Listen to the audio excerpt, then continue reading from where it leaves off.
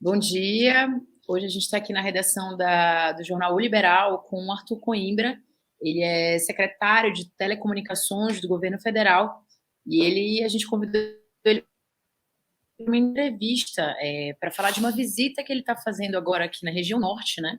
E também para falar um pouquinho dos investimentos do 5G, né? Então, bom dia, Arthur. Seja bem-vindo. Bom dia, obrigado, é um grande prazer estar aqui. Perfeito.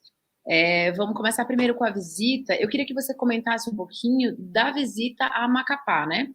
A gente sabe que vai ser o anúncio dos investimentos da Infovia 00, certo? E eu queria que tu comentasses um pouquinho desse primeiro passo, né? Que é uma visita técnica. Como vai ser essa visita técnica? A gente sabe que Santarém é um ponto importantíssimo desse projeto. E aí eu queria que tu comentasses um pouquinho sobre essa visita. Tá. Bom, essa visita, ela busca ser a última etapa de inspeção, de avaliação, antes do início desse projeto, né? Porque é um projeto muito grande, porque ele abrange os principais estados da Amazônia, numa rede que vai perfazer ao todo cerca de 12 mil quilômetros, né? Atendendo mais de 50 cidades de toda a região. Então, esse primeiro trecho, que a gente chama de Infovia 00, ele sai de Macapá a Santarém, né, aportando também em Monte Alegre, Almerim e Alenquer ao longo desse caminho.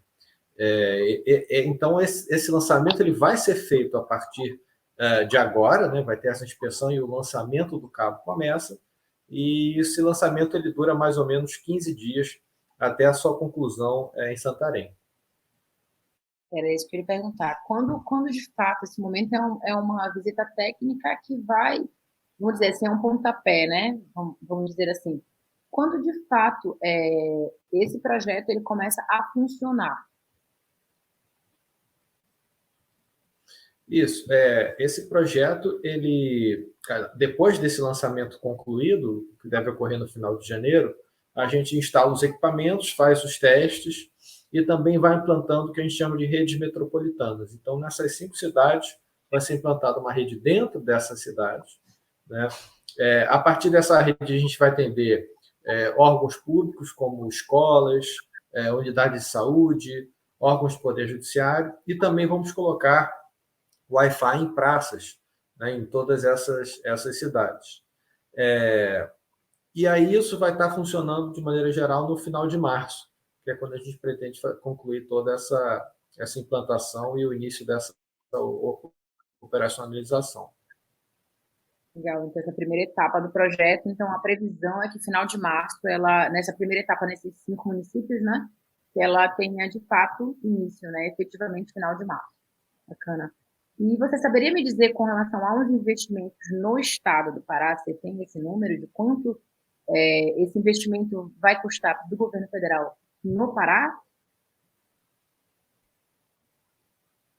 Olha, esse primeiro trecho, ele, como um todo, ele tem investimento de 94 milhões de reais. A maior parte dele é no Pará, né? Das 5 cidades, 4 cidades se localizam no estado do Pará.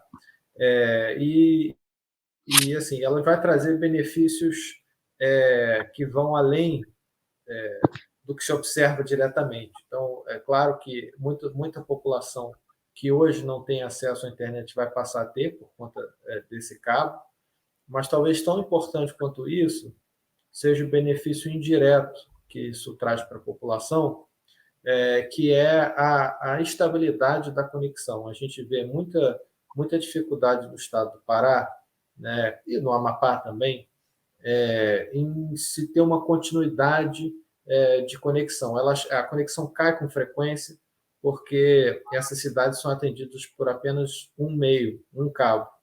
Então, com esse outro cabo, fazendo essa proteção, a gente tende a chegar a um nível de falha de quase zero, né? Isso vai melhorar bastante o desempenho de todas as atividades dessas cidades.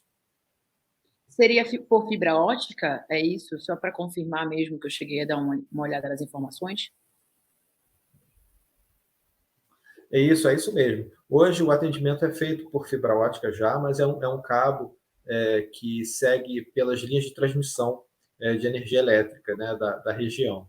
Esse cabo é um cabo subfluvial, então ele também tem esse aspecto inovador e é um aspecto ambientalmente mais recomendável, porque você não tem uma necessidade de supressão vegetal significativa para a implantação, né? Então, esse cabo subfluvial ele vai proteger o cabo da linha de transmissão de energia, o cabo de fibra ótica que vem pela linha de transmissão de energia, né? E vice-versa.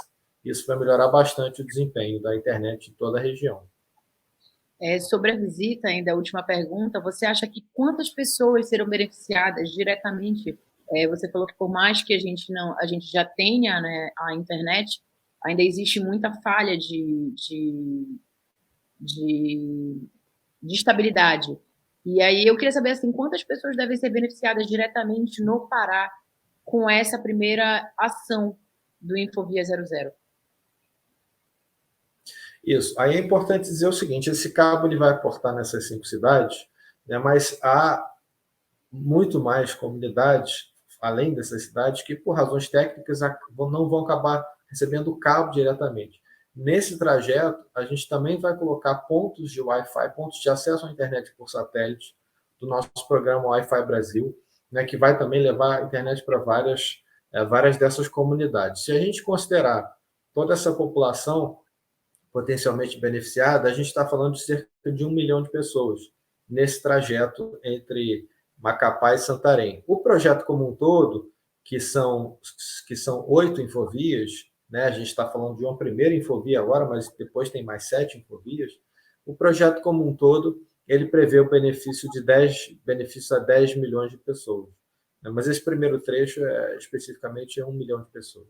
Agora vamos falar um pouquinho do 5G. A gente vai produzir um material, né, a respeito dessa tecnologia que está chegando também.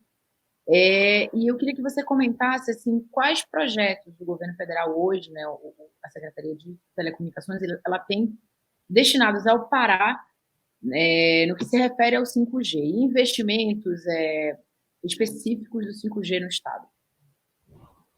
Sim. Olha, a partir do leilão, esse foi o maior leilão de telecomunicações, né? Esse que aconteceu aqui no Brasil em novembro, foi o maior leilão de telecomunicações da história da América Latina, né? Foram aí mais de 50, cerca de 50 bilhões de reais.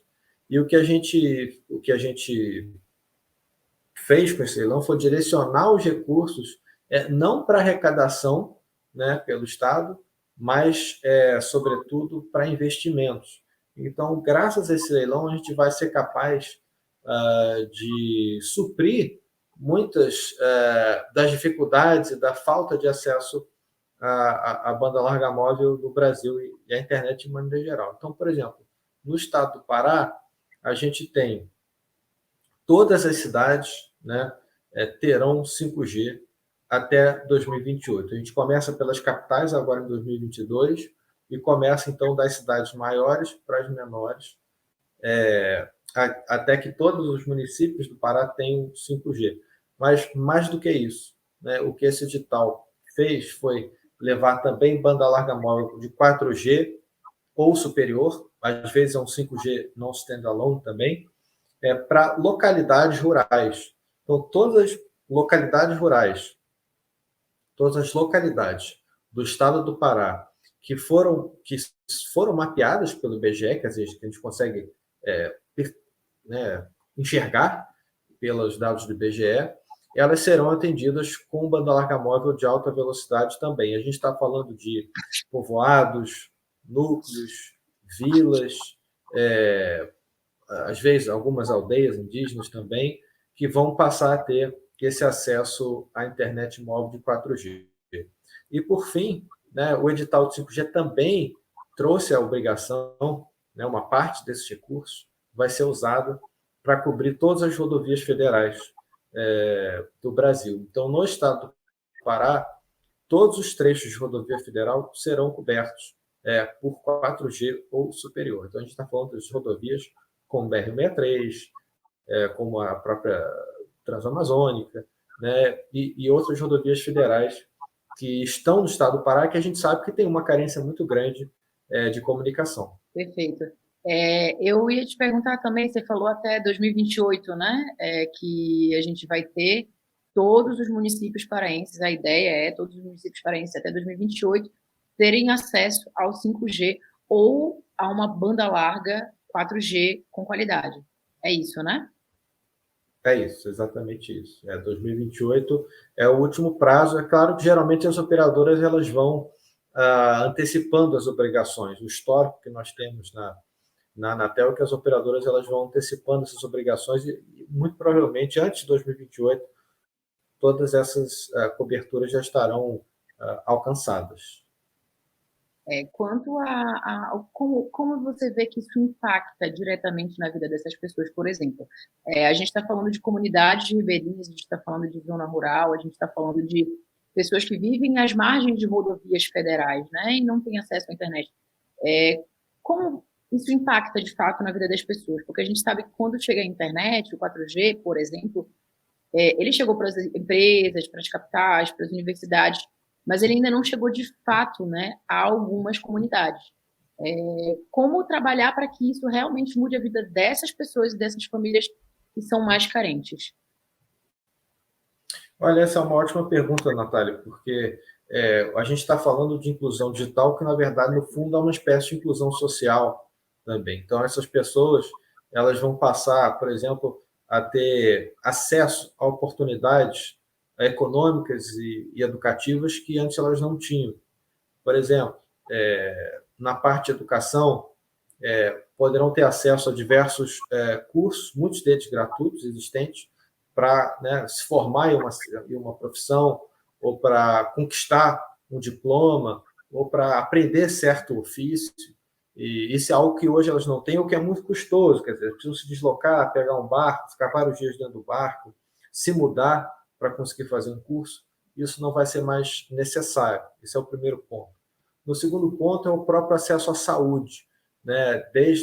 De uma certa forma, a pandemia ela facilitou, trouxe mais iniciativas de telemedicina, né? Isso acabou vencendo, né, um certo preconceito, um certo tabu que existia na área de medicina, e isso com o 4G que será disponível, ou o 5G que será disponível nessas localidades, vai permitir que essas pessoas tenham acesso à saúde também, sem precisar necessariamente se deslocar para um grande centro. Isso significa não só uma economia de recursos, né, que você não precisa gastar com transporte, mas, sobretudo, uma economia de vidas, porque você consegue realizar intervenções mais tempestivas e, assim, melhorar a saúde dessas pessoas a tempo. E, por fim, eu destaco o próprio aspecto profissional. Uma coisa que a gente vê muito em comunidades rurais, comunidades pesqueiras, quando elas passam a ter acesso à internet, elas passam, por exemplo, a ter acesso às cotações dos seus produtos. Então, elas sabem quanto o produto que ela pescou, o produto que ela colheu, está valendo no mercado. Isso faz com que ela, por exemplo, tenha uma posição melhor de negociação ou com atravessadores, ou que mesmo consiga vender seus produtos diretamente para os consumidores finais ou diretamente para os distribuidores, para os distribuidores finais. Isso também melhora bastante a situação econômica dessas famílias. Perfeito. Eu tenho só mais duas perguntas. A gente já falou de vários números, né? Com relação aos investimentos nesse projeto maior, né? Que é um projeto para os 144 municípios do estado. De quanto a gente está falando, né? De quanto investimentos a gente está falando? Olha, para o estado do Pará como um todo, se a gente considerar todos os investimentos em rodovias e, e também nas localidades rurais, a gente está falando de alguma coisa ao longo de todo esse período, né, de 8 anos, a gente está falando de alguma coisa em torno de entre 10 e 15 bilhões de reais, né, todo o investimento que será feito no Estado. É um investimento bastante significativo. Perfeito. E com relação à conta, né, as contas pagas pelas pessoas, né, de internet de maneira geral, como é que vai ser feito isso? Vai ter um aumento? Vai ser negociado com as operadoras? como é que é feita essa negociação de valores mesmo? Essa é uma dúvida bastante comum, né? Assim, você tem um benefício chegando e você quer saber quanto isso vai custar a mais para as pessoas. O que a gente observa no mercado de telecomunicações, e muitas empresas já têm demonstrado que vão agir nesse sentido, é que as novas tecnologias elas chegam, mas elas não mudam o preço. O serviço, você tem um fenômeno no mercado de telecomunicações que o preço ele tende a se manter ao longo do tempo, com pequenas variações em função da inflação, mas a qualidade vai aumentando. Então, hoje você paga por uma conexão de 100 mega, talvez a mesma coisa que você pagava por uma conexão de 10 mega 10 anos atrás. E, claro, com os ajustes de inflação aí ao longo do tempo. Mas então a tendência vai ser essa, vai ser manter, né, o 5G, vai manter o preço, só que agora com uma velocidade muito maior. O que na prática faz com que você reduza o preço da sua internet, porque você está levando uma capacidade muito maior, pagando a mesma coisa. Perfeito. O senhor tem alguma consideração final, alguma coisa que de repente fosse importante para falar desse primeiro momento? Então, assim, nós temos aqui esse primeiro trecho que vai até Santarém, e o próximo trecho, né, cujos estudos nós já iniciamos, ele vai de Santarém até Manaus. E esse próximo trecho, então, ele vai trazer qualidade não só também para Manaus, como para Santarém, que vai ter acesso às redes que hoje atendem Manaus, que também vai ajudar a melhorar ainda mais a conexão da região, né, e incluir toda essa população que está a oeste de Santarém. E esse trecho, especificamente, a nossa previsão de implantação é no final de 2022. E surgiu agora uma dúvida, né? Quanto à capital aqui, Belém, né? E a região aqui metropolitana, a gente tem uma previsão também disso? Belém hoje é atendida se eu não me engano, são três cabos de fibra ótica, mas existe um trecho previsto também, uma infovia prevista de Macapá até Belém. Né? Essa infovia está prevista, né, na nossa trajetória. Ela vai ser feita um pouco mais para frente e vai melhorar também a conectividade em Belém. Perfeito. É isso, então, secretário, eu lhe agradeço pelo seu tempo, a sua disponibilidade de conversar com a gente e tenha um bom dia. Obrigado, bom dia.